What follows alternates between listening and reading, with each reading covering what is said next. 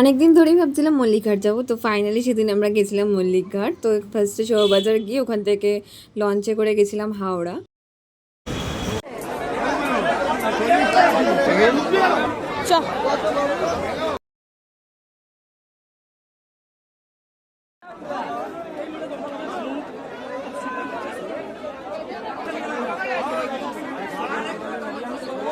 পিঙ্কটা কত দাম?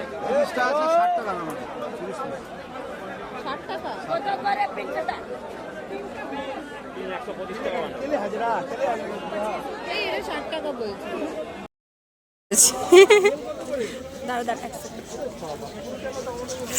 এই যে ও টায়ার্ড হয়ে গেছে বেচারা ধাক্কা খেয়ে খেয়ে।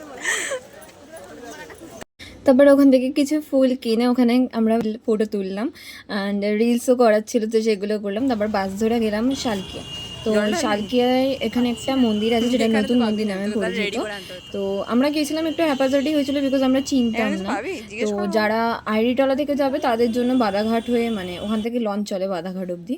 তো বাধাঘাট থেকে গেলে ওটুকু হাঁটার রাস্তা। তো গেলাম, গিয়ে বেশ বেশ ভালো লেগেছিলো। আর প্লাস সেদিন শিবরাত্রি ছিল, দিনটাও ভালো ছিল। আমার তো এই মন্দিরটা জানা ছিল না, কিন্তু আমার গিয়ে বেশ ভালো লেগেছে।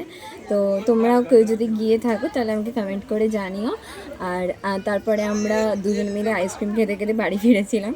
তো আজকে মিনি ব্লগটা এতটুকুই। যদি কিছু ভালো লেগে থাকে প্লিজ ডু লাইক, কমেন্ট আর শেয়ার। অ্যান্ড দেখা হচ্ছে নেক্সট মিনি ব্লগে। বাই।